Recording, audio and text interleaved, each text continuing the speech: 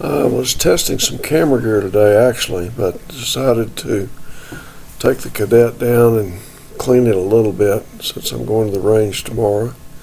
And I didn't check to see how many rounds I had in the gun since I'd last cleaned it, but probably 400 to 600. And this is the procedure I go through. Take the slide out, take a pick, dental pick, clean all the grunge out around the breech face and the extractor, and you just have to kind of pick it out, then get the big stuff out of the way, and then you can take the firing pin out using the 75 plus tool to keep from launching the firing pin. Firing pin will usually have a little bit of grunge on the end of it. Kind of just wipe it off, and you can blow out the firing pin channel and then continue cleaning around the breech face. Try to get all the stuff off that would interfere with anything.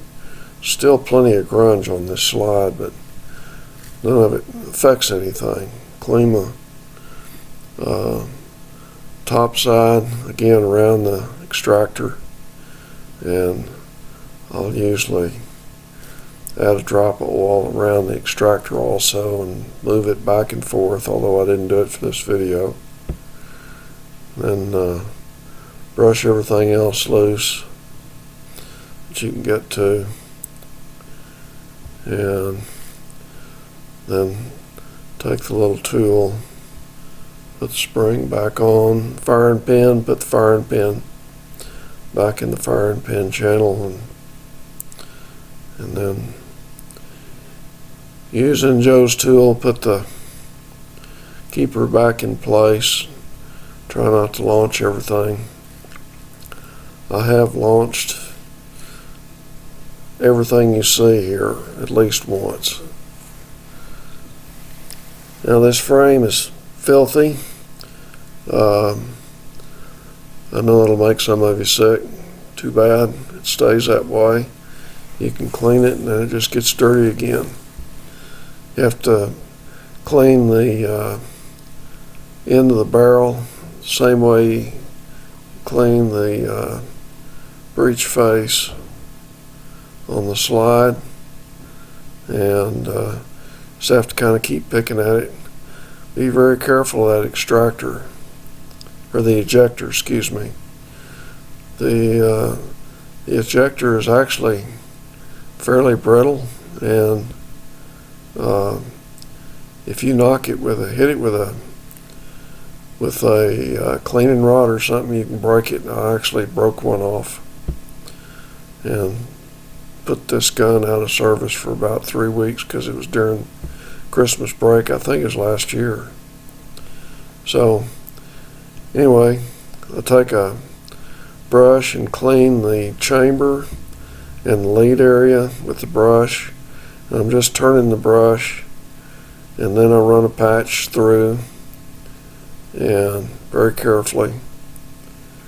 And this patch is usually got a lot of carbon on it, and that's it. If I see a bunch of lead, then I worry about it, but there's no lead on this one. So what I did is I ran 2 more patches, and then this is the 4th patch here, and you can see it's clean.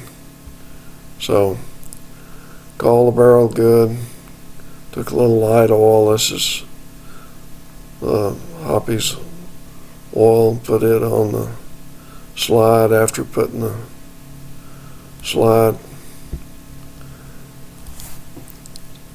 piece back in the conversion piece, and then put a little oil on it, and on both sides. I'm not terribly concerned about this, but other than making sure it's all wet. So I'll be doing it again in a couple of weeks.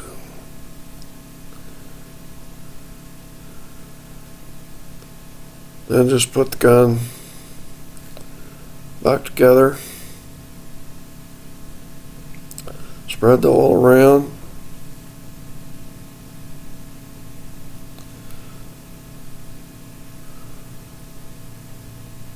Put the slide lock back in.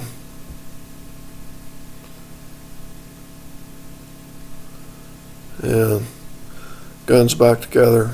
Other than I'll usually clean the side, and then you got to check to make sure that the sear surface is clean and the sear hammer surface has some oil on it. Then clean the magazine, especially the tip, and where the hits the slide, stop. And I usually stroke them and make sure they're smooth. You can tell these are old magazines. I've only got 2 for this gun, and it's got 38,600 rounds through it. And I'll check the trigger pull, and depending on where you line up the pull gauge L on the trigger, this gun will show just a hair under 2 pounds if you've got the gauge hooked down at the lower end of the trigger. But if you put it where your finger is, it'll run 2.3, 2.4. If you put it up a little high, it'll run 2.8.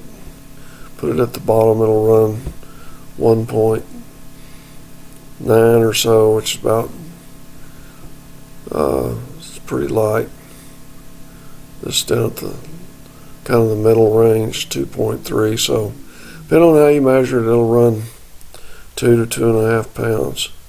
This gun's ready to go again for another couple of weeks.